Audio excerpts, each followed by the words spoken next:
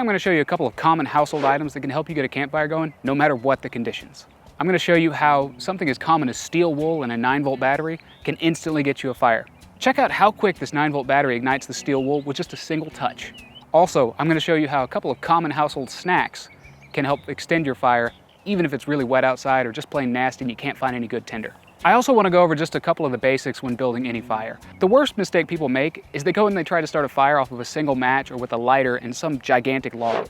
You really got to build up to it. So a fire has 3 different things that it needs. It needs heat, it needs fuel, and it needs oxygen. So if it's wet outside and you try to start your fire on the ground, it's not going to happen because the ground is wet and it's also colder than the air around it, so it's going to suck all the heat out of it and your fire's not going to go. If you put too much in your fire, you're going to smother it. It's not going to get enough oxygen. It won't be able to breathe. Now, your fuel is a big thing. You really want to start with the smallest thing possible. Start with fluff, tinder, things like dryer lint. Anything that is small and has a lot of surface area is really going to help ignite. You really want to move up from there to something about the size of a pencil lead. And then once that starts going, you want to move up to something about the size of your pinky.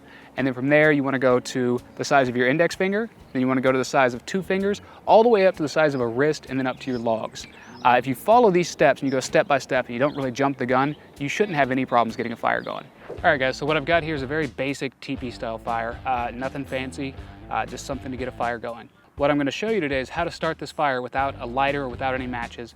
Now, a lot of you might be saying, why don't you have a match? Why don't you have a lighter? Good point. However, the key here is to show that no matter what you do, things always break, tools break, they wear down. You always want to have multiple different ways to do things. This is just one of them. So that being said, I'm going to start just a basic fire here. I've got my teepee started. I've got a bird's nest that I made out of some twisted dried grass that I found.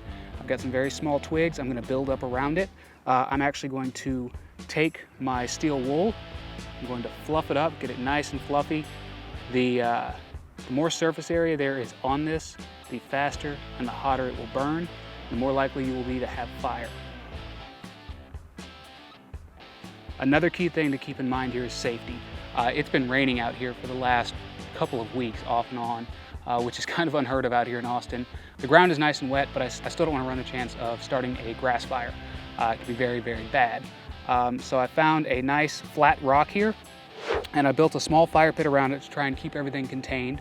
Also, one key thing to note when making a fire using rocks, you never, ever, ever want to use rocks that were anywhere near a river, in a puddle, in a lake. They can contain water, and once they heat up, they can actually explode and turn into little shrapnel grenades, which is not something you want to be dealing with. So let's go ahead and get this fire built and started.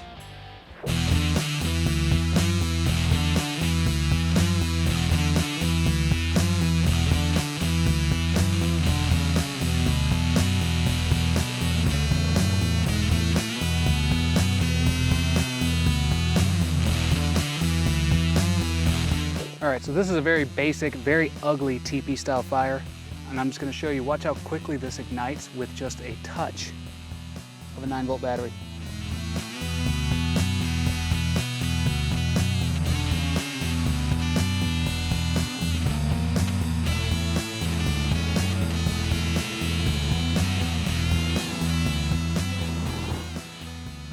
And we have fire. Now you want to let this burn